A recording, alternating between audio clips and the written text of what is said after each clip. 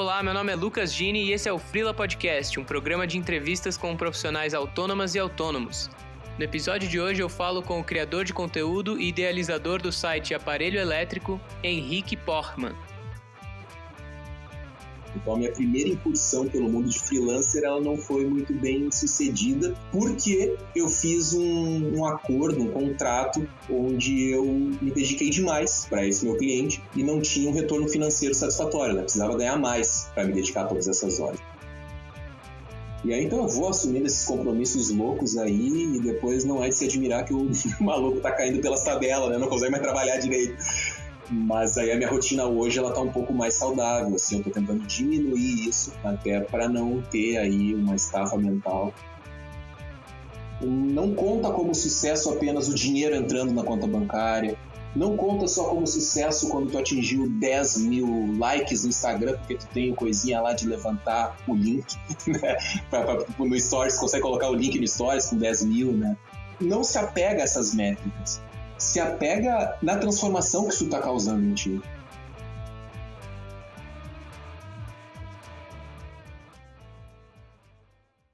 E aí, Henrique? Fala, Lucas. Tudo bem, cara? Tudo bem, cara. Já de cara, obrigado pelo convite aí. É um prazer estar conversando contigo e com a tua audiência. Cara, eu que agradeço por ter aceitado demais falar contigo. Eu que também sou audiência do Aparelho, então... Legal, estamos fazendo um intercâmbio hoje, então. Isso aí, cara. Brigadão. Show. E aí, para começar, queria te perguntar como que você virou freela e empreendedor também? Cara, como que eu virei freela? Eu tive duas fases de freela. Tive uma primeira fase em 2000 faz tanto tempo, né? Já tô entregando a idade aqui. Cara, 2006, eu acho, mais ou menos, eu comecei a trabalhar de freelancer pela primeira vez. Eu trabalhava no departamento de marketing de uma empresa de tecnologia. Como eu era o único cara de marketing, eu vi que, cara, não fazia sentido muito eu ir para a empresa, eu podia atender eles, a internet estava se popularizando, assim, as conexões estavam melhorando. Eu comecei a ver que eu podia atender eles à distância, fazendo o mesmo serviço que eu fazia sem precisar ir todo dia para o escritório, né? Eu comecei a ver que eu estava perdendo muito tempo dentro do ônibus, indo até o meu local de trabalho, voltando, e eram horas que eu podia ficar em casa fazendo outras coisas, né? E aí eu levei essa ideia lá para o meu empregador na época e falei, olha, cara, eu quero começar a trabalhar de casa, vou continuar atendendo vocês da mesma maneira que eu atendo e também eu quero ter a oportunidade de atender outros clientes, né? Porque também precisava aprender outras coisas, eu queria me envolver com outros projetos e tal, sair um pouco ali daquele mundinho do dia a dia do meu trabalho para me desafiar em outras áreas, assim. Aí o meu empregador topou, falou, não tem problema, cara, pode ser, porque até uma dica para a galera que está ouvindo a gente, assim, se quiser fazer a mesma coisa, eu me lembro que eu apresentei uma folha de ofício para o meu chefe, assim, eu falei, olha, cara, as vantagens para ti de deixar eu trabalhar de casa, né, de me contratar como freelancer. Aí eu coloquei lá, assim, vai reduzir o teu gasto de energia, porque é um computador a menos na rede, uma sala a menos, né, tu vai ter uma sala vaga, porque eu tinha uma sala só para mim, né, tu pode botar outras pessoas lá na vaga, lá na sala essa que vai ficar vaga, tu pode redistribuir, fazer uma organização diferente dos funcionários e tal, se for o caso. E não vai ter custo com alimentação e tal, né? Com uma pessoa a menos para comer na empresa, lá no refeitório, na hora do almoço, que todo mundo almoçava junto e tal. Lá tinha almoço, tinha café da manhã, com muita frequência tinha janta também, o pessoal ficava lá e jantava todo mundo junto. Então, assim, eu apresentei toda uma tabelinha com todos os custos para ele, o que ia reduzir e tal, e mostrei as vantagens ali para ele, né? E aí ele, não, tudo bem, cara, eu sei que tu trabalha, tu é responsável, né, ele confiava em mim, eu sempre cumpria os prazos, e ele viu que não ia ter problema. E aí eu comecei a trabalhar de freelancer assim, fui trabalhar pela primeira vez, só que aí eu sempre conto pra galera que foi um acordo que foi mal feito da minha parte. Eu acabei cedendo demais as minhas horas para eles, e acabou não dando muito certo, eu não consegui pegar outros clientes. Eu acabei ficando monopolizado, assim, eu só trabalhava para eles. Não tinha tempo hábil para ir atrás de outros clientes e tal, e acabou não dando muito certo, assim, fiquei sobrecarregado mesmo trabalhando de casa. Aí acabou que aquelas horas que eu tinha, né, economizado de transporte, eu acabei tendo que trabalhar para eles e tal, né. Então não deu muito certo essa experiência, assim, até como eu estava te falando no off ali, né, foi um período que eu morava em Florianópolis, E foi um período que as coisas não estavam dando muito certo, assim, eu estava sentindo um isolamento muito grande. Então, eu decidi sair de Florianópolis, vir para Porto Alegre e aí voltar a trabalhar em agência. Então, a minha primeira incursão pelo mundo de freelancer, ela não foi muito bem sucedida, porque eu fiz um acordo, um contrato, onde eu me dediquei demais para esse meu cliente e não tinha um retorno financeiro satisfatório, né? Precisava ganhar mais para me dedicar a todas essas horas. Então, foi um erro essa minha primeira incursão pelo mundo de freelancer. Mas, paralelo a esses momentos onde eu trabalhava em agência e mesmo trabalhando para esse empregador, na época que eu trabalhava dentro da empresa, eu sempre fazia um freela aqui, um outro freela ali, sempre fazia um site para alguém, uma marca para alguém. Então, eu nunca deixei de ser freelancer mesmo que em paralelo aos meus empregos, né?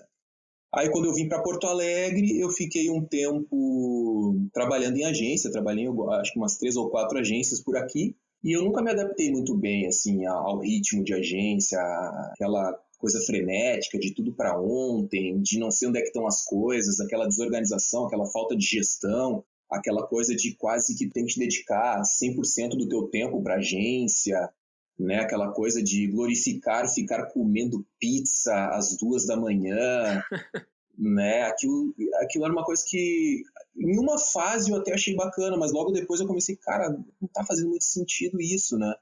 Não tá me fazendo bem, não é pro meu perfil. E eu sempre tive vontade de ter o meu próprio negócio. Desde o meu primeiro emprego, eu sempre tive vontade de ter o meu primeiro negócio. E aí chegou num ponto que eu estava meio saturado com essa coisa de agência, e um amigo meu que era atendimento, ele estava um tempo, acho que ele tinha sido demitido, se eu não me engano, ele estava um tempo tentando se recolocar no mercado e não estava funcionando, não estava dando certo para ele. E eu falei, cara, vamos aproveitar que está nesse momento aí, vamos montar um negócio, eu e tu. E aí a gente se atirou. E aí ele trouxe um outro cara que também era diretor de arte, ele era mais designer, esse outro cara que também veio a ser nosso sócio. E aí eu tava com esses dois sócios. Um era atendimento e o outro era designer. E aí eu trabalhando com direção de arte mais voltado para publicidade e tal. E essa agência durou 3 anos, mais ou menos, 3 anos e meio. Começou a ficar muito difícil a coisa com a agência, e aí eu decidi voltar a ser freela. A gente encerrou a agência, cada um foi pro seu lado, e aí eu voltei a ser freela de novo, e aí nessa leva eu criei também o aparelho elétrico, que daí eu toquei no início ali em paralelo à vida de freelancer, e para contar um pouco como é que era a minha vida de freelancer, né? Em resumo, seria isso, cara. Entendi, cara. Pelo que você falou, então, você meio que transitou por várias áreas aí, né? Você falou de marketing digital no começo, depois em agência, não sei se era mais voltado para o digital também, mas aí abriu a própria agência, atuando mais em direção de arte, e aí criou o aparelho, que também é um outro assunto, uma outra questão. Você teve alguma educação formal em alguma coisa? Como é que foi se atirar em todas essas áreas, assim? É curioso, né? Que colocando essa tua percepção, para mim, é quase terapêutica, né? Fazer um retrospecto da carreira, assim, porque hoje é difícil, cara, que nem... Acho que até quando tu fez o contato comigo, tu falou assim, tá, como é que eu te apresento, Henrique? E eu, cara, pois é, o que eu sou, né? Hoje eu sou produtor de conteúdo, que eu acho que é uma área... Eu digo que eu sou produtor de conteúdo porque eu acho que é uma área que engloba tudo que eu gosto de fazer. Eu gosto de programar um pouco, eu gosto de fazer design... Eu gosto de redação, de texto, de escrever, produzo podcast, mas é um jeito de englobar todo esse meu perfil multidisciplinar, essa minha inquietude, digamos assim. Mas, cara, minha formação acadêmica, o que é bizarro, cara, eu comecei estudando, eu passei no vestibular para jornalismo. E aí eu acho que eu fiz um semestre de jornalismo. Na verdade, no início, naquela época, cara, devia ser 2001, 2002, naquela época tudo fazia junto, né? Jornalismo, propaganda, relações públicas, depois surgiu o mídia audiovisual, era tudo meio que junto o primeiro semestre. Eu não sei se hoje ainda é assim, mas naquela época era tudo meio que junto, assim, era todas as disciplinas que são comuns a todas essas especialidades, elas eram dadas no primeiro semestre. Mas aí nesse primeiro semestre, cara, eu comecei a ver que escrever podia ser pesado pra mim, né? O que é bizarro. Hoje eu tenho um blog e eu escrevo pra caralho, sabe? E eu comecei a ver, cara, escrever vai ser foda, jornalismo vai ser foda pra mim. E aí eu acabei... Acho que eu conheci umas outras pessoas lá que eram de propaganda, comecei a me identificar com eles, E aí pedi dentro do curso para fazer propaganda, para migrar para a minha habilitação de comunicação social, não ia ser mais jornalismo, ia ser propaganda. E aí eu fui para esse lado. Então eu estudei mais ou menos 7 semestres de propaganda. Aí eu tranquei para ir para Florianópolis. Eu morava em Venâncio Aires, aqui no interior do Rio Grande do Sul, estudava na Unisc, que é a Universidade de Santa Cruz do Sul, que é do lado, uma cidade do lado, assim, uns 30 quilômetros de distância. E eu estava meio cansado daquela vida no interior, assim, sempre queria ter a oportunidade de ir para uma cidade maior e tal. E tinha uns amigos meus que eu já tinha trabalhado com eles numa empresa do interior e agora eles estavam trabalhando numa empresa de Florianópolis. Tinham migrado para lá e eu sabia que eles estavam trabalhando nessa empresa. E aí eu fui para lá, tentei entrar na empresa, consegui entrar e fiquei por lá. E aí, por causa dessa mudança, eu tranquei a faculdade de publicidade. E aí lá eu fiquei acho que 1 ano parado ou 2 anos parado. E aí onde eu morava era muito difícil de tu fazer publicidade e propaganda. De tu fazer faculdade de forma geral. Porque era tudo muito longe as coisas, assim. E aí, aqui, naquele ano, cara, isso devia ser 2005, 2006, eu acho, por aí, começou a se falar em cursos à distância. Né? Era até uma coisa meio estranha tu dizer que tu fazia um curso à distância. Hoje a gente tem aí um monte de site, de plataforma que faz curso a dar com pau, todo mundo estuda pela internet, pelo celular, pelo tablet, está muito difundido. Mas naquela época era muito estranho, assim, eu me lembro que eu até senti uma certa vergonhinha de dizer que eu fazia um curso à distância. Mas aí eu acabei me formando nesse curso que é Web Design e Programação pela Unisul. Aí eram 2 anos e meio, é um curso técnico, né? Eu sou tão tecnólogo em Web Design e Programação. Essa que é a minha principal formação, digamos assim, que eu fui até o final de fato, assim. Então essa que é a minha formação acadêmica, cara. Entendi. E ainda hoje você atua com essa formação? Eu faço de tudo um pouco, cara. Tipo, o próprio blog exige muito web design, né? Que hoje já nem se chama mais de web design. É uma coisa que tu fala web design no Brasil, tu soa como tiozão, né? Hoje se fala UX, UI, né? Hoje isso foi se dividindo em várias outras disciplinas, né? E na faculdade eu acabei aprendendo a programar, eu estudei, né? Java, velho, que é uma linguagem de programação muito foda, assim, muito complexa, sabe? Tem que compilar, cara, é uma doideira, assim.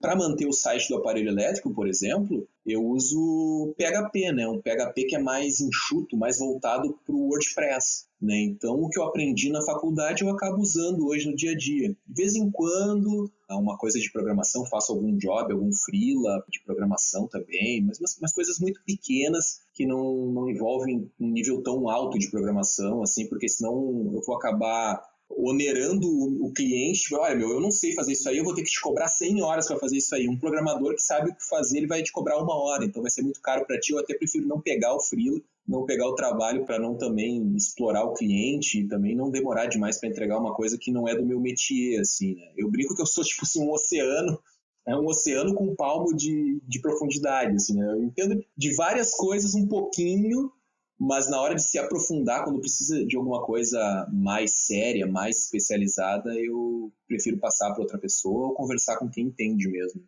E aí, cara, nessas várias etapas, como é que foi a relação com clientes para você conseguir clientes? Porque primeiro você falou que já fazia alguns freelas enquanto estava no escritório fixo, e aí como que surgiu isso? Depois você abriu agência e tinha que conseguir os clientes para a agência. E aí hoje também você tem que conseguir público pro aparelho elétrico. Então, como que são todas essas vertentes aí? Vamos ver, deixa eu pensar um pouquinho por onde eu começo a te responder.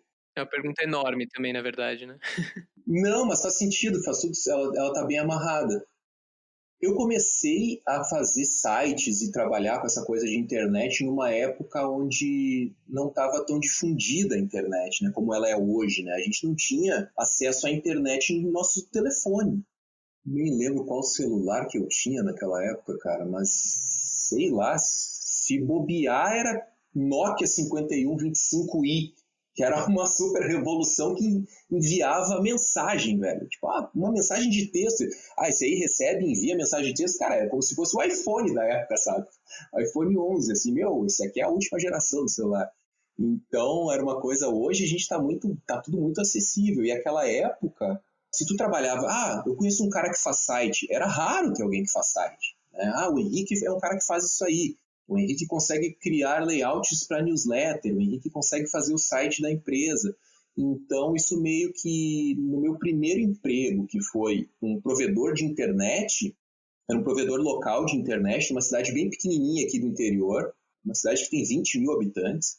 Lá os caras trabalhavam com esse negócio de internet, então todo mundo que queria colocar sua empresa na internet, queria melhorar a comunicação com seus clientes, empresas que precisavam fornecer para todo o Brasil e tal, acabavam procurando o provedor e de lá acabava procurando, não, o cara que trabalha para a gente de repente se interessa em fazer o projeto, ou ele sabe de alguém que faz, ou indica para não sei quem, e aí começou que eu comecei a fazer projetos para essa galera, assim. Tanto que eu saí desse trabalho, fui fazer outra coisa e essa galera mesmo do provedor ficava me procurando para eu fazer trabalho para eles.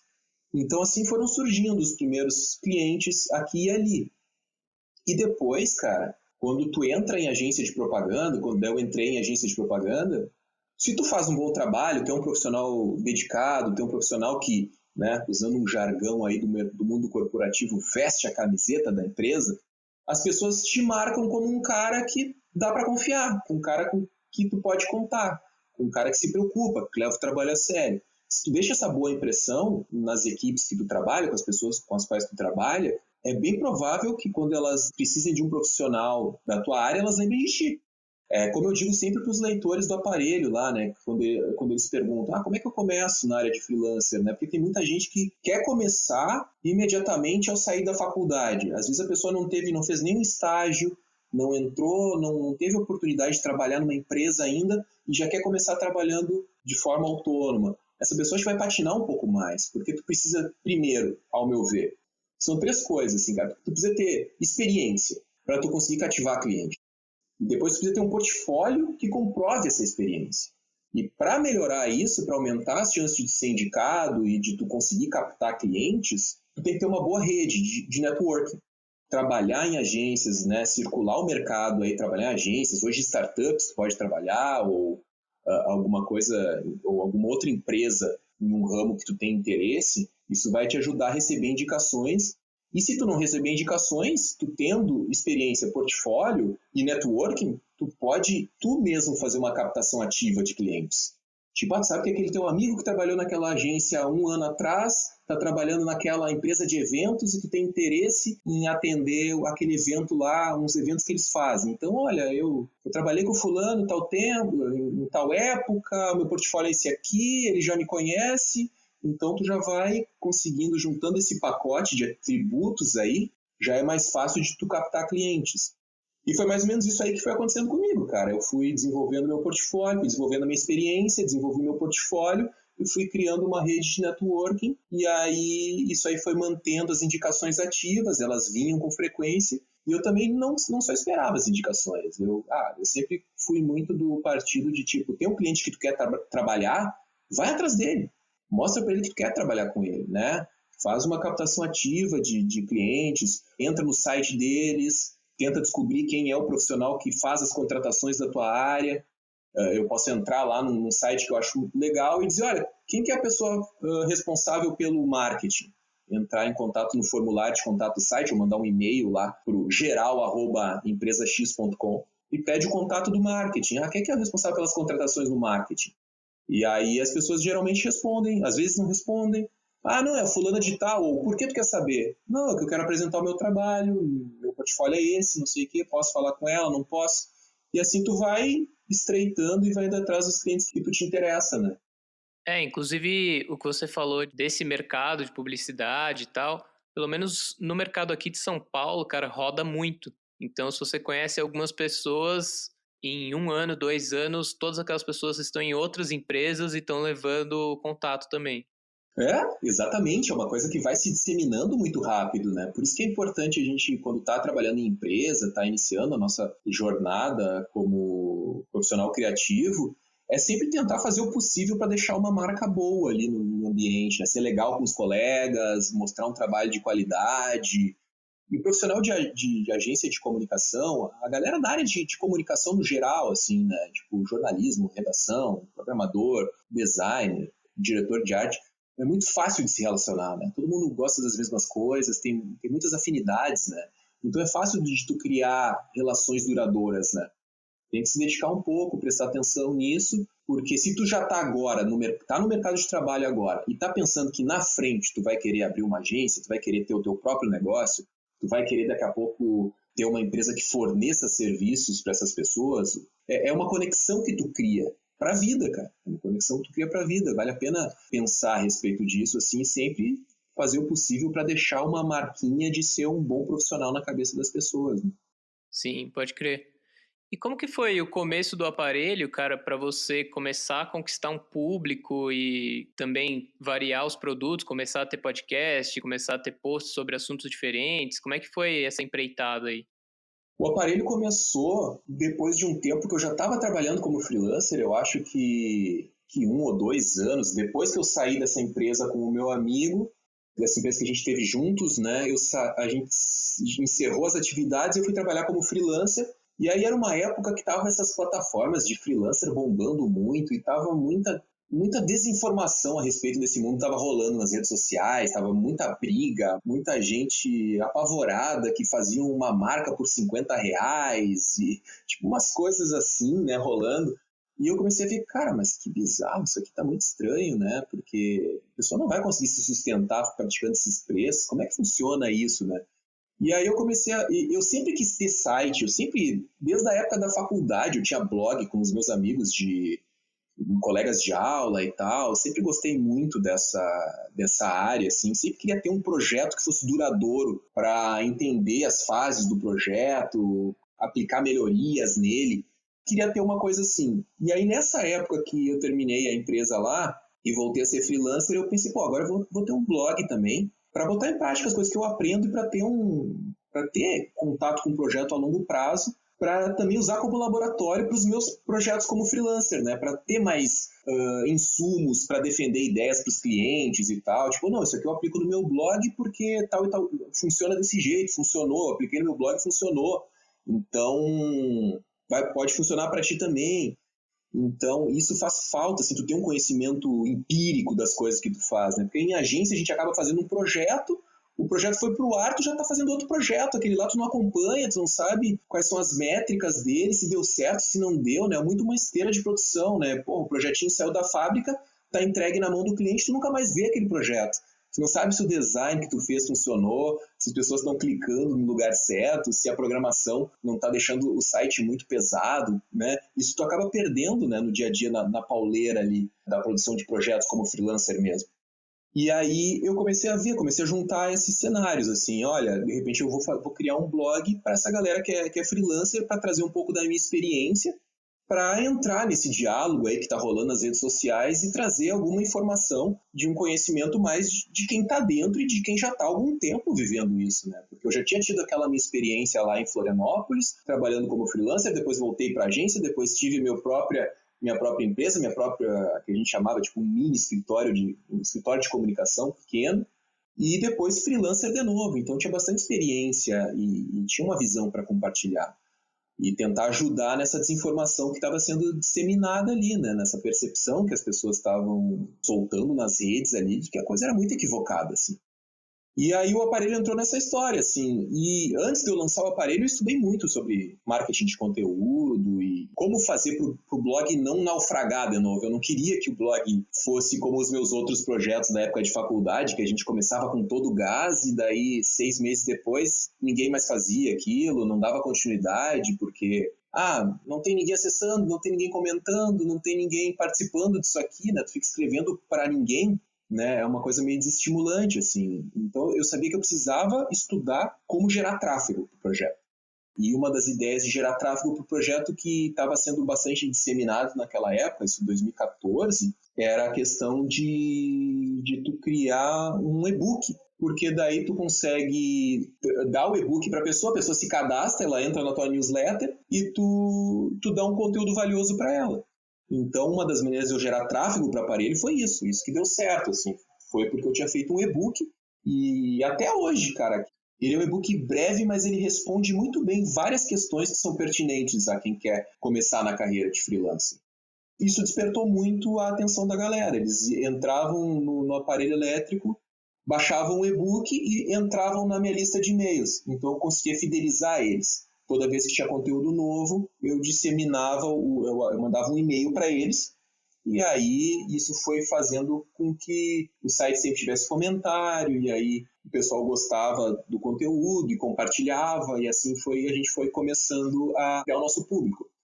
E uma coisa que é bem legal para quem de repente está ouvindo a gente, pegar de dica e está também precisando ativar o seu projeto, como eu não era conhecido, né, ninguém conhecia o aparelho, ninguém conhecia o Henrique, o que eu fiz foi, como eu tinha esse e-book na manga, eu fui entrando em contato com vários veículos ligados à área de design, à área da criatividade, e eu dizia para eles, olha, eu tenho esse e-book aqui, que eu lancei agora, ele responde tais perguntas para o público, que é freelancer e tal, acho que pode ser interessante para a tua audiência, se tu achar que é interessante escrever alguma coisa sobre, eu ficaria muito feliz. E acho que pode gerar alguns likes, pode repercutir na tua rede aí, pode também ajudar a tu ter um conteúdo bom para repercutir a tua própria marca, né, com conteúdo. Um site que publica um conteúdo legal, mesmo sendo de outro site, tu ganha like, tu ganha compartilhamento, então é meio que um ganho mútuo, né, uma parceria de ganho mútuo.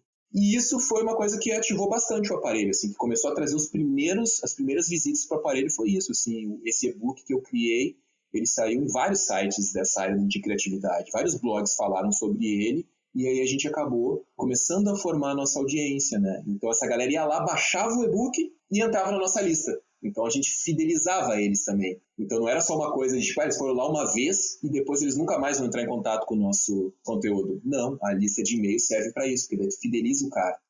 Ele te dá o e-mail dele e aí tu pode mandar mais conteúdo para ele. E essa é uma dica bem útil, assim, e funcionou bastante pro aparelho. Aí foi daí que vieram os nossos primeiros leitores. Cara, bem interessante. E aí, ao longo do tempo, também foram mudando as ferramentas, né? Como você falou, a questão da internet se popularizou de um jeito massivo, assim. E aí, hoje, eu imagino que um dos grandes canais é o Facebook, grupo, e Twitter, Instagram, enfim. Vem leitores desses espaços também. Sim, daí a galera vai... É uma coisa meio que ao natural. Assim, uma dica para quem está começando, né? Que é difícil, assim. A gente vê que a galera... Na época que a gente começou, o Facebook bombava muito, em 2014, 2015, bombava muito. Hoje é o Instagram, né? E no meio desse caminho aí, em paralelo também, hoje já está o WhatsApp. Só que se tu começa a entrar nesse jogo de querer atualizar todas as redes, tu pode fundir a cuca, né? Fica difícil, ainda mais se tu é um profissional independente, autônomo, trabalha sozinho, tu não tem uma dupla de criação ou mesmo uma equipe pequena de 3 ou 4 pessoas. Se tu fizer tudo sozinho e tu tentar atuar em todas essas redes, tu pode correr o risco de pecar. Daqui a pouco tu tá diluindo muito teu conteúdo e tu não tá aproveitando todo o potencial que uma só dessas redes tem. Poderia daqui a pouco... Depende muito do conteúdo que tu está fazendo, né? Daí tu pode pegar, não, eu sei que o meu conteúdo funciona melhor para quem está no Facebook, então explora só o Facebook, não te preocupa tanto com as outras redes. Mas assim, na nossa trajetória do aparelho, assim, as pessoas começam a pedir, vocês não têm perfil no Instagram? Eu queria acompanhar vocês no Instagram, por que vocês não estão no Instagram? Aí a gente vai lá e abre um perfil no Instagram. Seria legal se tivesse um grupo no Facebook para os apoiadores, não sei o quê. Vamos fazer um grupo nos apoiadores também. Aí tem a fanpage do aparelho no Facebook, tem o grupo no Facebook, tem o Instagram, cara, até Pinterest a gente tem. Eu atualizava bastante o Pinterest. Agora, mais recentemente, começaram a cobrar, por que vocês não têm uma presença mais ativa no LinkedIn? Comecei a atualizar meu perfil no LinkedIn lá também com os posts do aparelho e também tem uma página do aparelho no LinkedIn. Cara, eu comecei a ficar louco atualizando tudo isso, assim, porque é uma doideira. E é bizarro, assim, a dica que eu dou é, tipo assim, escolha o canal, né? É uma coisa até que eu tô revendo no aparelho agora. Qual que é o nosso canal mais importante? Esse canal é o que eu vou me dedicar 100%. Os outros talvez eu faça, mas não tem como eu dar a mesma atenção. É entender o que é o que dá retorno, o que funciona melhor e fazer ali. E essas redes foram se desenvolvendo. O Facebook se desenvolvia muito, assim, eu gostava de promover muitos debates no Facebook, fazendo perguntas com texto puro, né? Eu vejo que a galera se preocupa muito em fazer um JPEG bonito, né? Um PNG legal, com uma arte bacana, com uma frase inspiradora para publicar nas redes sociais. O nosso Facebook foi crescendo bastante com simples pergunta em texto que eu fazia, sabe? Tipo, você acha melhor ser especialista ou generalista? A galera gostava de engajar com isso, assim, e sempre usando muito por mais que aparelho elétrico seja uma marca, né, tem um viés mais corporativo, é uma marca, né, não é Henrique Portman, designer, né, não é o meu nome, não carrega o meu nome, é uma marca.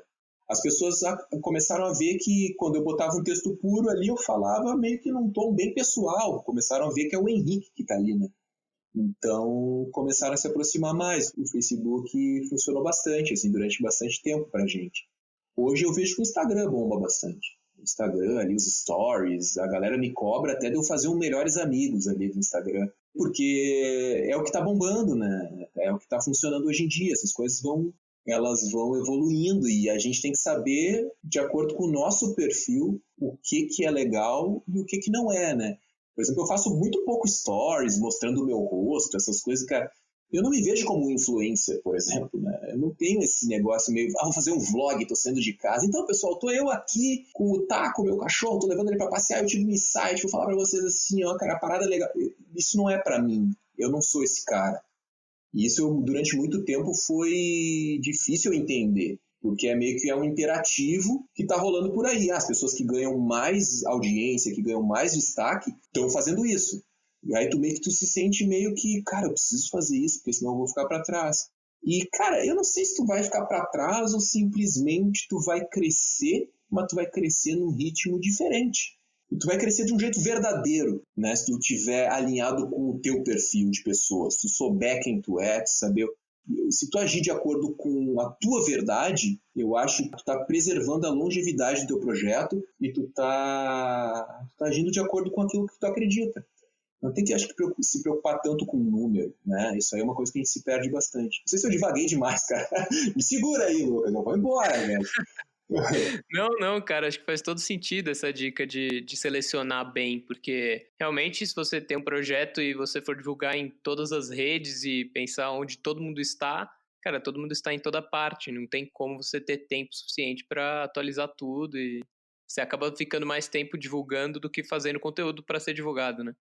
É, exato, né? E divulgar o conteúdo, ele também é importante, né? Só que tu tem que saber. Às vezes a gente perde muito tempo produzindo só o conteúdo e tipo assim, publiquei lá e ninguém viu, né? Ninguém leu meu artigo, ninguém ouviu meu podcast. Talvez o mesmo esforço que tu tem produzindo o negócio, também tem que divulgar ele. A divulgação, ela é importante, não é só produzir. Tipo, outro dia eu tava conversando com um amigo, ele tava falando de uma amiga dele, assim, não, porque o projeto dela, cara, porra, ela tá lançando um texto por dia lá, o que ela tá fazendo nesse projeto é realmente incrível, não sei o que lá, porque realmente, assim, ó, cara, de tirar o chapéu pra ela e tal. E eu falei pra ele, tá, mas tem alguém lendo os textos dela? Vale a pena ela publicar um texto por dia se não tem ninguém lendo? A gente valoriza muito isso, né, da produção, de botar pra fora. Não, eu pari esse conteúdo, né, porque produtor independente é mais ou menos essa sensação, né, tu pare o conteúdo, é difícil, cara. Se tu faz com esmero, se tu faz um negócio com dedicação total, assim, é praticamente isso, é um parto, botei o conteúdo, dei luz pra isso aqui.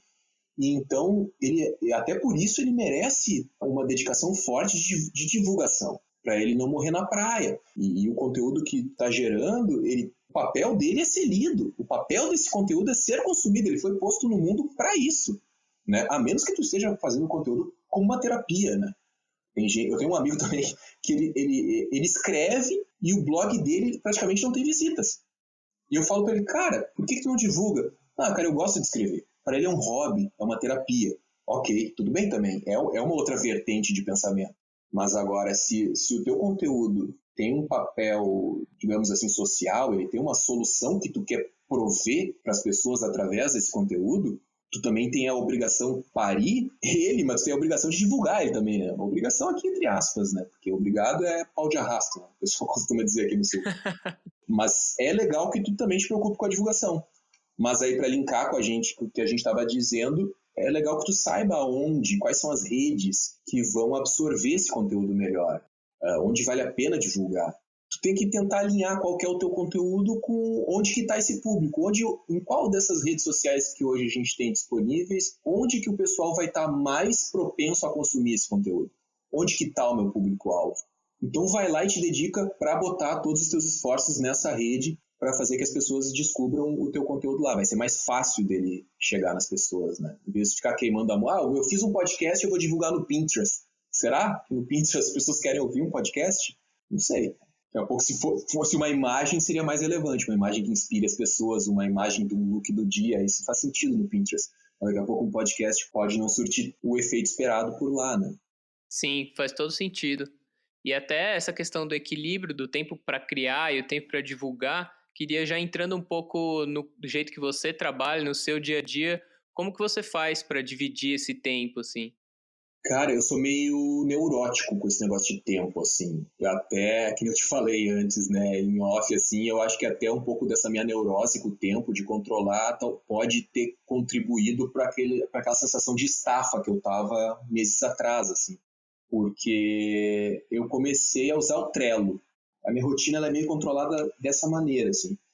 Eu li aquele livro, o Scrum, que é um método ágil, né? Esse método ele é bem difundido no meio da programação. Times de programação, equipes de programadores usam bastante esse método, o Scrum. E eu gostei bastante dele. E aí eu pensei, mas eu posso daqui a pouco, eu trabalho sozinho, eu posso trazer ele para o meu dia a dia. E aí eu uni esse método do Scrum ao Trello, que basicamente é assim, cara. Tem ali algumas colunas. A primeira coluna da esquerda é um backlog, que, tipo, toda ideia, toda atividade que em algum momento eu vou ter que fazer, em algum momento eu vou ter que executar ela, vai para o backlog. Do lado do backlog tem a fazer. Do lado do a fazer tem fazendo. Do lado do fazendo tem a coluna aguardando. E do lado da coluna aguardando tem concluído. Então as tarefas, elas vão percorrendo essas colunas, né? Quando eu sei que começou a semana, as tarefas que eu vou fazer, eu retiro do backlog e coloco no a fazer. Então, durante a semana, essas tarefas vão trafegando. Elas saem do a fazer, vão para o fazendo, depois elas vão para o concluído, ou se eu não conseguir concluir sozinho, elas dependem de outra pessoa, elas vão para aguardando, e assim eu vou fazendo. Esse é um método de organização que eu uso. Ele é ótimo, cara, para tu te organizar, para tu controlar as tuas atividades, só que tem que cuidar, cara, porque tu otimiza tanto o teu tempo, e se tu for neurótico que nem eu, que no início do ano eu estava usando o timer do celular para cronometrar o tempo que eu ficava nas tarefas, para não perder muito tempo em tarefa e conseguir me comprometer com a tarefa, cara, eu comecei a executar muita coisa. Isso começou a me tomar uma energia, uma carga mental ferrada, assim. Tanto que eu fui, depois de meses, usando isso desmoderadamente. Não é que o método é ruim, o método é bacana, só que tem que ter uma medida boa. Esse método me ajuda bastante, mas ele tem que ser usado com parcimônia, digamos assim. E, cara, basicamente eu controlo hoje, o que eu tô com uma rotina um pouco mais regrada, digamos assim, um pouco mais sadia. Basicamente, eu começo o meu dia lendo e trabalho 2 ou 3 horas para o aparelho elétrico. Saio para passear com o meu cachorro, fico 1 hora e meia fora de casa, volto para casa, almoço, e aí de tarde eu trabalho para um blog, que eu sou funcionário de um blog, eu tenho 2 horas por dia contratada por eles, para eu trabalhar para eles, e aí já é meio 6 da tarde, 7 horas mais ou menos.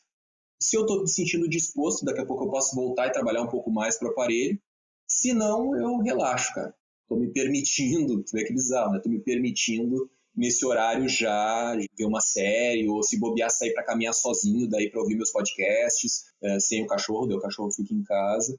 A minha rotina, ela tá mais dividida assim. Mas antes era uma pauleira, cara. Eu acordava, tipo, 7 da manhã e eu ia até as 9 da noite, 9h30, para conseguir entregar as promessas que eu tinha lá pros ouvintes do aparelho elétrico, né? Que tinha a questão de entregar podcast toda semana. Então, na sexta-feira, o podcast saía para o público em geral, e na quarta-feira de noite era uma promessa que eu tinha para eles. Não, quem é apoiador, na quarta-feira tu já recebe o episódio. Então, tu tem 2 dias para ouvir antes.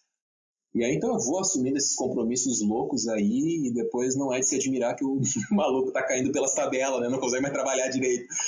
Mas aí a minha rotina hoje, ela tá um pouco mais saudável, assim, eu tô tentando diminuir isso, até para não ter aí uma estafa mental que, como eu te falei em off, assim, cara, eu tive uma estafa mental ferrada, assim, comecei a ter lapsos de memória, começou a afetar meu relacionamento, comecei a descontar, ficar impaciente com o meu cachorro, e tipo, hoje eu paro e lembro daquela época, assim, 2, 3 meses atrás, eu lembro, cara, por que eu brigava tanto com esse bichinho aqui que eu gosto tanto, sabe? Tipo, dá pra ver como se a gente não tomar cuidado com a nossa carga horária, com a nossa rotina de trabalho, isso prejudica a gente de uma maneira, cara, porra, é foda, assim. Traz uma coisa ruim pra nossa vida. Tem que tomar cuidado. Esse equilíbrio da vida profissional e pessoal, acho que é bem intenso, né? Eu acho que parece que quanto mais você dá peso para a vida profissional, quando perde a noção assim de horário, de final de semana e tal, pior fica a pessoal, não só porque ela tem menos tempo, mas por isso que você falou, a gente começa a descontar, começa a perder, sei lá, o controle mesmo. E a gente começa a viver. Eu comecei a perceber que eu não me desconectava, cara. Que eu acho que isso é um problema sério. Eu me lembro que eu tinha um chefe que ele dizia assim: Henrique, não te estressa, cara. Aí a gente saía pra almoçar, ele brincava assim, ele assinalava. Quando a gente saía da sala, do escritório, ele brincava que ele girava uma chave assim do lado da cabeça dele. Ó, Henrique, agora aqui, ó. Pá, girou a chave, né? Ele levava a mão assim ao lado da cabeça e girava a chave. Ó, girou a chave, cara. Agora a gente tá fora do trabalho. Vamos falar de outras coisas. Tem que saber desligar, cara. Vamos parar de falar de trabalho. E isso é muito difícil, né? Até é mais fácil quando tu trabalha como empregado, digamos assim. Porque tu, cara, no final das contas, teu salário no final do mês vai ser o mesmo, né? Mas quando tu trabalha por conta própria, até produzindo conteúdo, se tu não entregar um número X de conteúdo, talvez não venham os assinantes pro teu projeto, ou tu não venda os produtos que tu vende. Então, trabalhando como freela, talvez tu não faça a carga horária necessária para pagar as tuas contas, então é difícil de se desconectar do trabalho.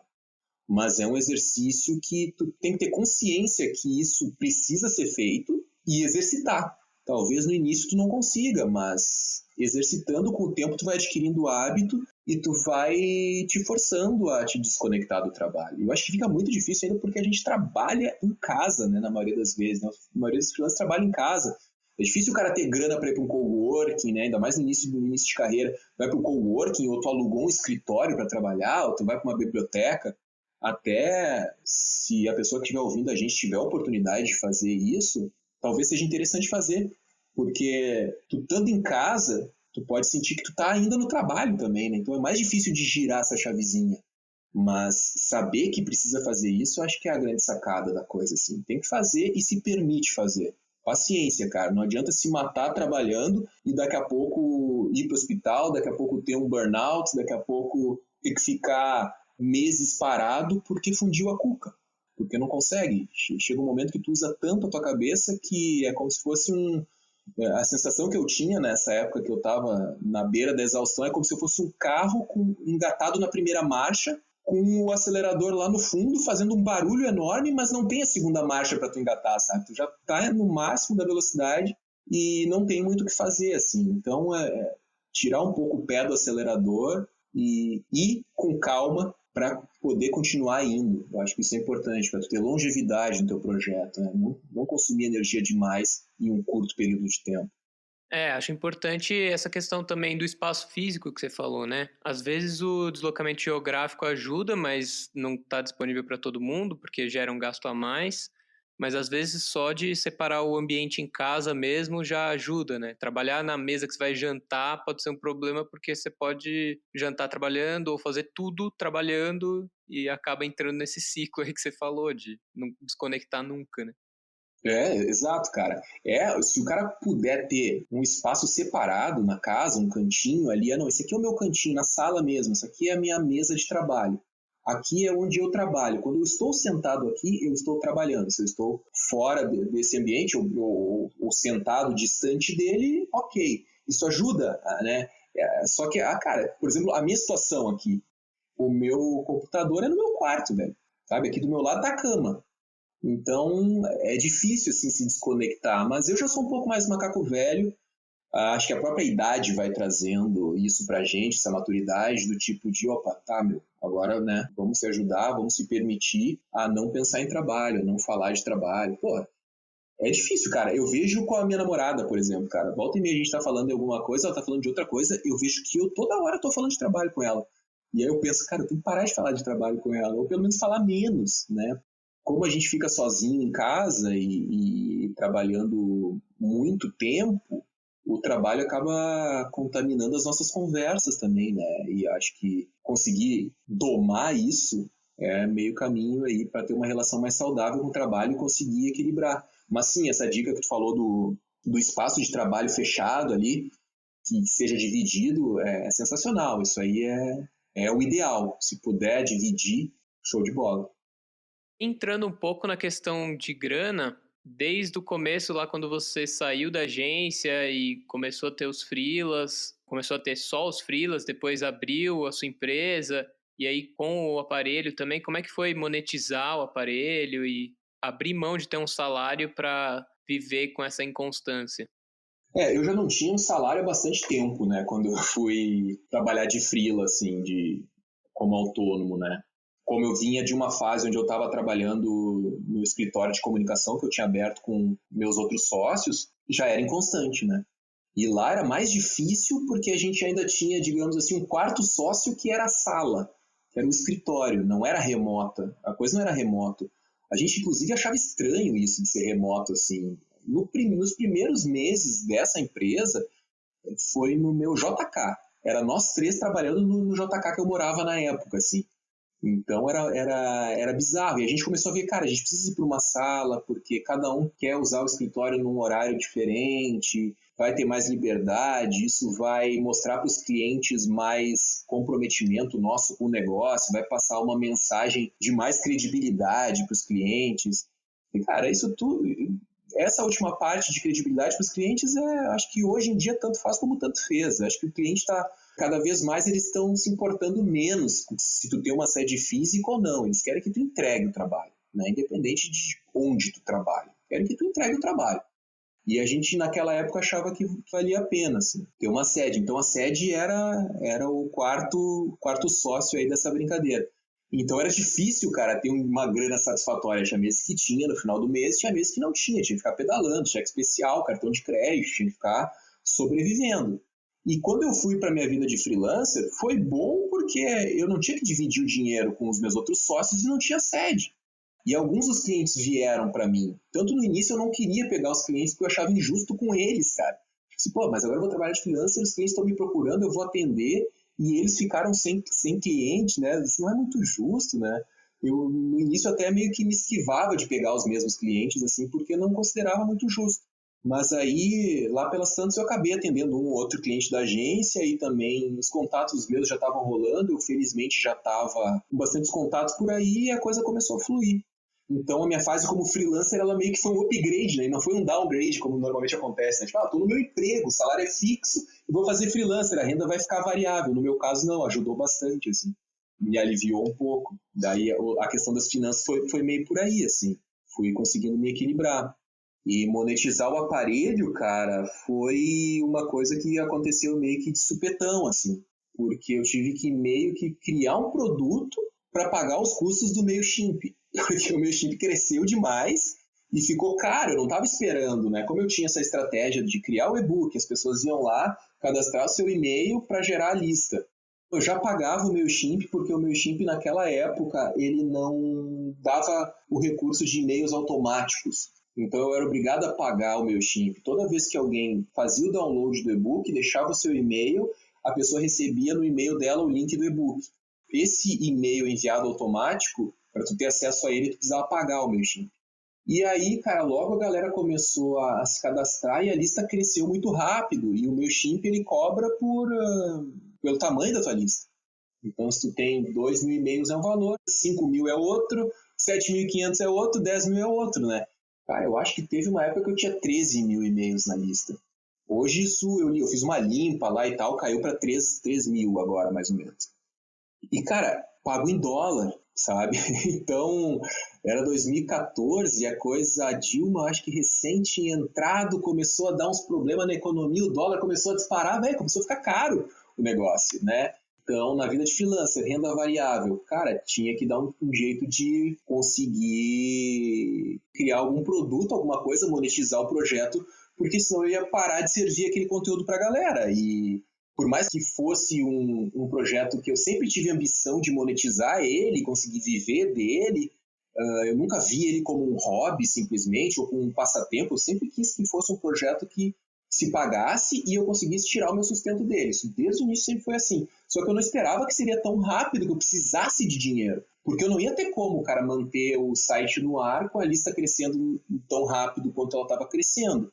E eu também pensei que não seria justo, porque o conteúdo estava sendo tão procurado E a galera tava elogiando tanto o conteúdo do e-book, principalmente, que eu pensei, cara, eu preciso continuar gerando esse conteúdo, provendo isso para as pessoas.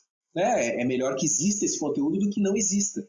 E aí a solução que eu encontrei foi reunir todos os meus documentos num pack que eu chamei de Freelancer Docbox. Então, nesse pack, trocando em miúdos, era um arquivo .rar, que lá dentro tinha uma planilha de fluxo de caixa, tinha contrato de trabalho, modelo de contrato de trabalho, tinha uma planilha para tu calcular o teu valor de hora de trabalho, um arquivo PDF para tu conseguir imprimir ele e criar a tua pauta semanal. Então ali tinha uma série de documentos que eu usava no meu dia a dia, que eu reuni todos eles nesse packzinho e comecei a comercializar. Que era o Freelancer Docbox. E aí eu comecei a ter dinheiro para conseguir pagar o meu Stimp mais tranquilamente, né? Para dar um respiro ali, né? Porque se eu tivesse que tirar dinheiro da minha vida de freelancer para sustentar o blog, seria bem difícil, assim. Era possível que eu tivesse que encerrar o blog por causa do custo, né? E aí isso ajudou, cara. Esse produto vendeu bastante, assim, tinha bastante apelo com a galera e era uma solução bem interessante para eles e dava bastante retorno financeiro, assim. Não era um negócio do tipo, vou largar tudo agora e vou viver só disso. Não era bem nesse esquema, assim, mas ele ajudava a manter o blog de pé.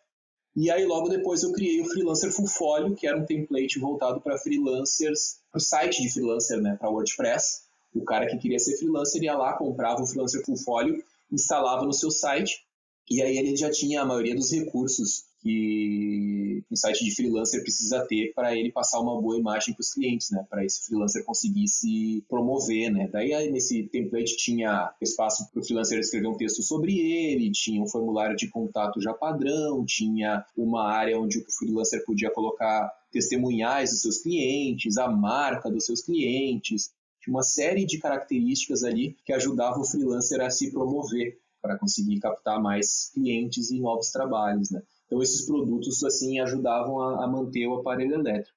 E aí foi assim que eu comecei a ter dinheiro para manter o blog, para poder me dedicar mais a ele, né? E aí eu fui girando a chave gradativamente, assim, fui me afastando da vida de freelancer e me dedicando só ao aparelho elétrico. Aí teve uma fase que eu me dediquei só ao aparelho elétrico, assim. Aí vivia desses produtos, ou sobrevivia desses produtos e de um pouco de marketing de afiliados também. Fiz uma ou outra ação publicitária com alguma marca, alguma coisa, mas isso nunca fluiu muito bem. Sempre achei muito complicado sempre achei meio complicado esse triângulo amoroso de produtor de conteúdo, marca e o teu leitor, né, o teu ouvinte.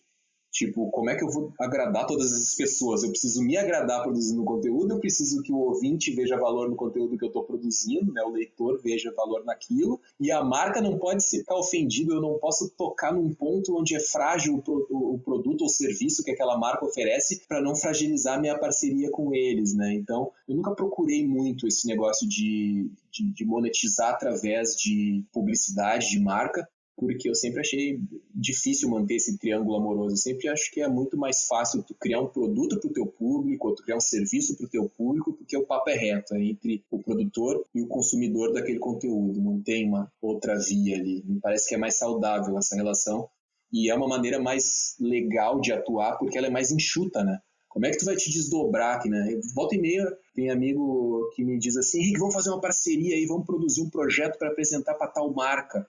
Eu fico pensando, cara, eu vou fazer um projeto para apresentar para uma marca e eu posso chegar lá e a marca não querer o projeto e eu gastei, sei lá, 30 horas fazendo o projeto. Tudo bem, eu posso apresentar para outra marca, mas eu fico pensando, cara, com 30 horas eu posso fazer um conteúdo do caralho para os meus leitores lá, para deixar para os assinantes terem acesso a esse conteúdo. Me parece que é um tiro mais certo que tu dá. É um atalho que tu tem, digamos assim, é uma relação mais saudável e mais assertiva, né, de fazer dinheiro, né? Tu reduz os riscos. E eu vejo que o produtor de conteúdo existe esse vício, né? Não, eu preciso de marca para anunciar. Marca, muito independente de marca. E não é que não seja legal trabalhar com marca. Eu acho que é legal, é bacana, te dá, inclusive, você consegue anunciar marcas legais, inclusive, isso constrói a tua identidade. Isso muda a percepção do teu projeto se tu está anunciando marcas boas.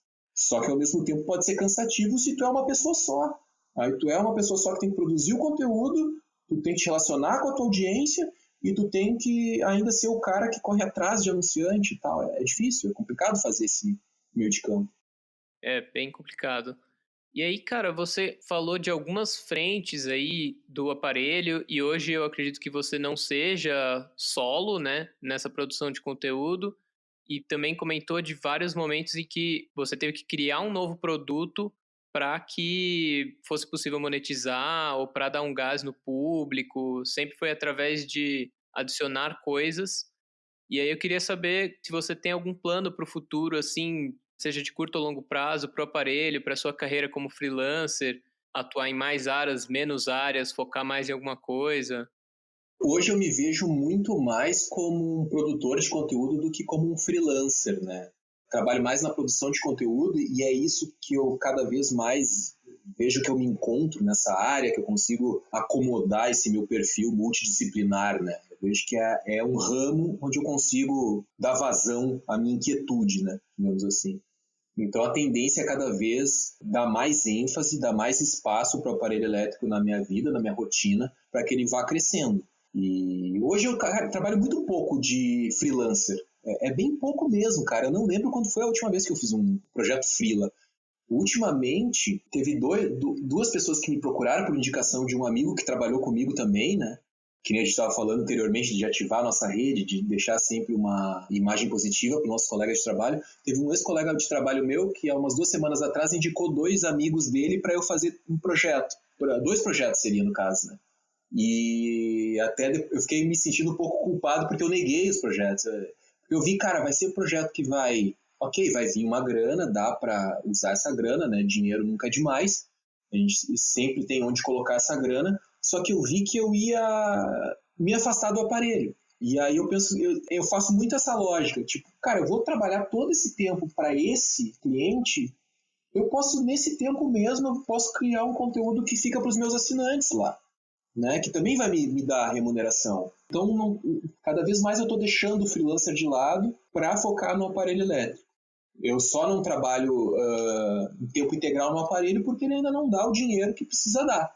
Uma coisa que eu fazia muito errado no aparelho era já sair usando o dinheiro que ele dava. E ele é um projeto que tá na sua fase inicial ainda. Por mais que, cara, 1º de novembro a gente faz 5 anos. Mas ele ainda está na sua fase inicial. Ele está engatinhando ainda. Ele não atingiu a maturidade. É fase de teste ainda. Assim, aí agora, cada vez mais eu vejo que a gente está ficando mais maduro e está indo para um caminho mais saudável e que tem uma luz no fim do túnel, assim. Então, ele precisa se desenvolver mesmo mais como projeto, ele precisa ter mais receita para me dar essa liberdade de parar com outros, de me dedicar a outras fontes de receita, né? Como o emprego que eu tenho ali de 2 horas diária para um blog de tecnologia que eu trabalho. Então, hoje sou eu, né? Tu falou a questão da equipe ali, hoje sou eu que trabalho e tem a Giovana, que é a jornalista contratada também. Ela é contratada para fazer matérias jornalísticas para a gente. Ela faz uma matéria a cada 2 semanas agora, a gente está revendo a participação dela para ver como que a gente pode colocar o trabalho dela de uma maneira que seja interessante para a nossa audiência e que não seja desgastante nem para mim, nem para ela. Porque a gente estava vindo de uma trajetória onde a gente estava fazendo uma notícia diária, no estilo hard news, né? Ah, a Apple lançou não sei o que, vamos fazer uma notícia hoje rápido e já publicar hoje, vamos não sei o que. E, cara, a gente começou a ver que a gente estava queimando muita energia nisso e que não estava dando o efeito que a gente queria.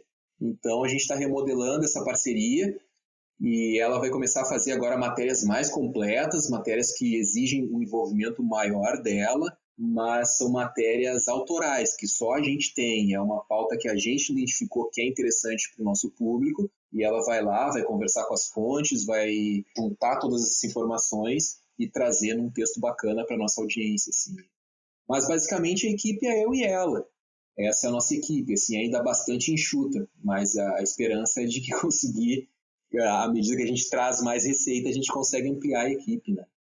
Legal, cara. Demais isso que você falou também já é um pouco da questão estratégica que você tinha falado antes, né? Escolher como abordar, onde está o seu público, isso que você falou das matérias já tem muito a ver também.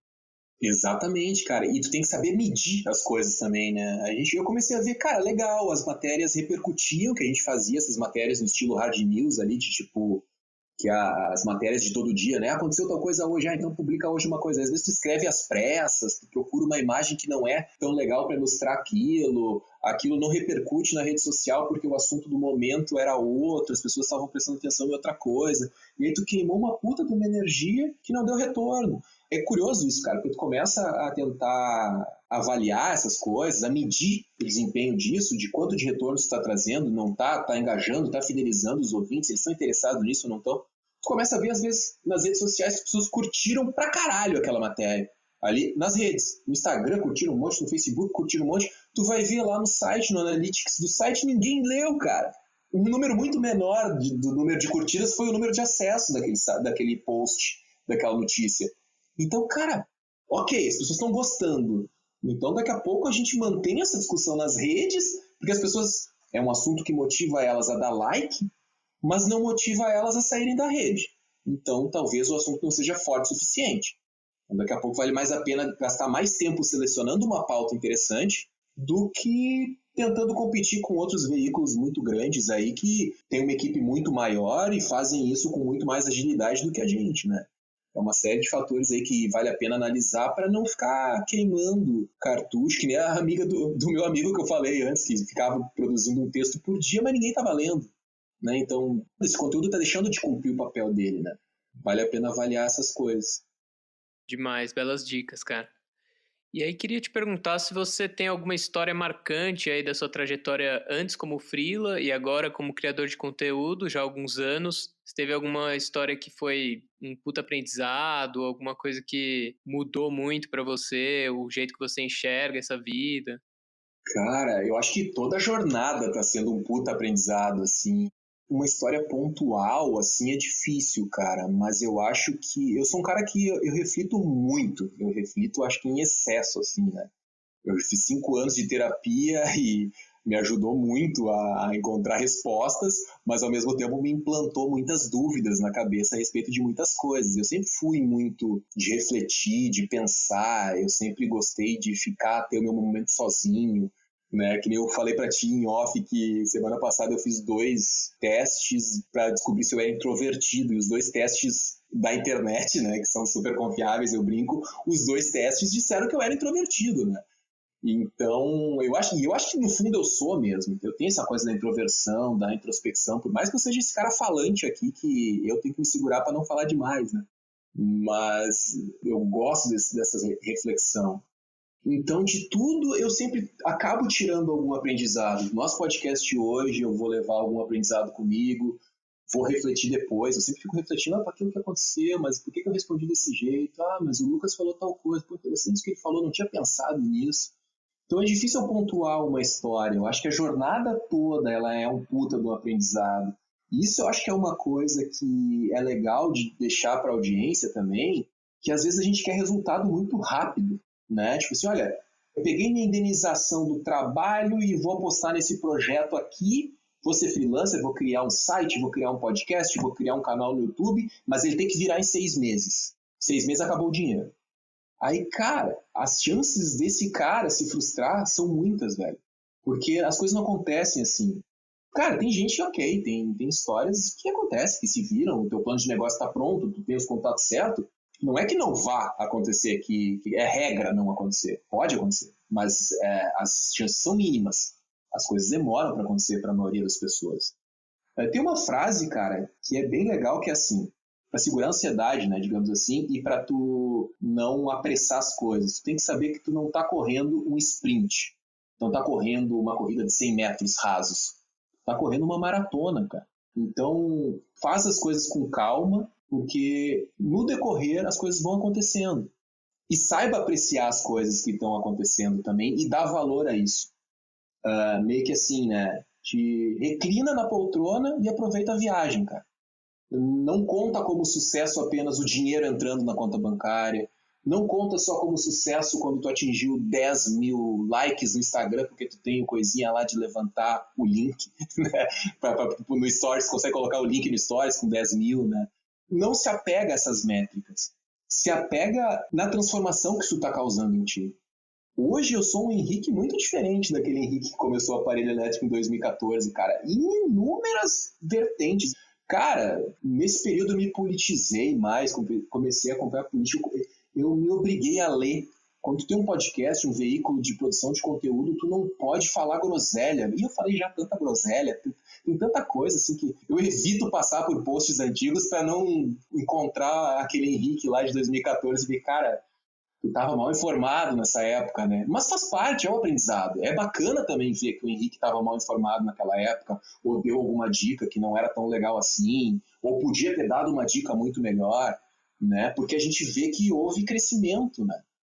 O pior seria se eu olhar para aqueles posts que eu escrevia 5 anos atrás e achar que eu estava, né, o rei da colocada preta, porque significa que eu não aprendi nada daquele período para cá, né? Então, saber aproveitar a jornada e ver valor em pequenas coisas, em pequenas conquistas. Pô, o Lucas me chamar para vir pro podcast deles é uma conquista foda.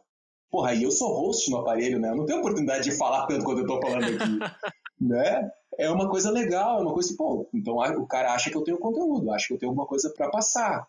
É massa isso, cara. E não é só o dinheiro na conta, não é só 1 milhão de likes ou a placa prateada do YouTube lá que chega quando tu atinge 100 mil inscritos. Não é só isso que conta. Isso também é legal, mas tem que conseguir ver valor na jornada toda, assim. Então é mais ou menos isso, cara, assim, não sei se de repente eu frustrei assim, a resposta, porque eu não tenho uma história, assim, um senhor de idade um dia estava no monte, ele tirou um biscoito para... Não tem, cara, é mais ou menos isso, assim, eu acho que tudo é um aprendizado, assim, é num conjunto, porque...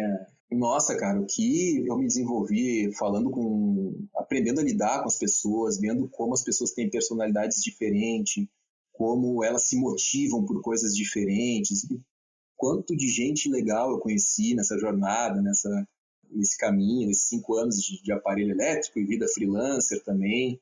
É uma doideira, assim, cara. Não é só estresse e pauleira, não. Tem muita coisa boa que vem daí. Demais, cara. Pelo contrário, eu achei nada frustrante. Achei muito legal esse tipo de conclusão. Acho que é bom também a gente maneirar nas expectativas, né? E eu costumo perguntar por último, para finalizar, se você pudesse voltar no passado, que dicas você daria para você mesmo sobre a vida de autônomo, de criador de conteúdo? E você acabou de já dar uma super dica, então se você tiver alguma outra para acrescentar, se não, tá feito. Pois é, eu acabei de falar, né, esse negócio. É curioso, cara. Tem uma coisa que eu demorei a sacar, que eu acho que é muito válida, assim.